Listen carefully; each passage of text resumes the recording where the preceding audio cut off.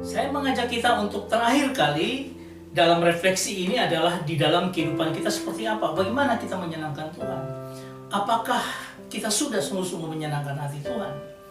Apakah dengan kita praise and worship, kita menyanyi dengan sungguh-sungguh membawa hati kita dengan Tuhan, kemudian kita berlutut dan kita merasakan hadirat Tuhan, apakah itu sudah cukup untuk menunjukkan bahwa Tuhan disenangkan dengan apa yang kita lakukan?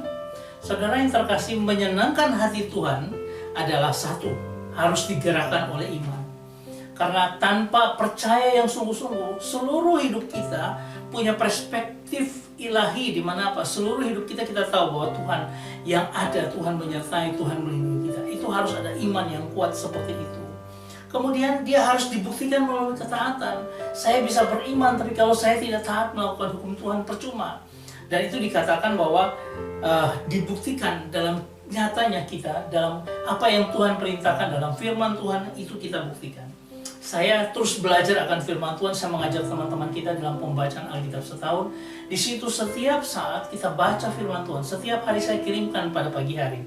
Supaya apa? Untuk membuat kita melihat apa yang Tuhan inginkan dan kita taat melakukannya.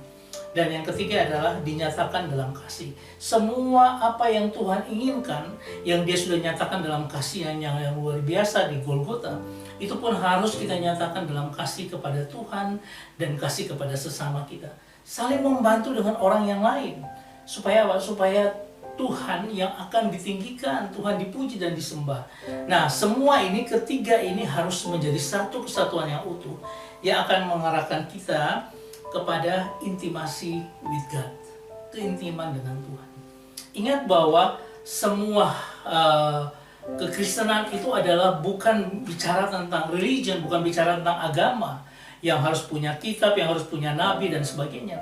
Tetapi kekristenan itu berbicara tentang relationship with God, bicara tentang intim kita dengan Tuhan. Semakin kita beriman, semakin kita taat melakukannya, dan kita semakin mengerti kasih Tuhan yang betapa dalam, lebar, panjang, dan semuanya itu kita mengerti, kita punya pemahaman tentang Tuhan yang melampaui segala akal. Itu akan membawa kita untuk menjadi pribadi yang luar biasa, pribadi yang intim dengan Tuhan dalam seluruh aspek kehidupan kita, tapi juga pribadi yang kelihatan nyata menjadi garam dan terang bagi orang lain.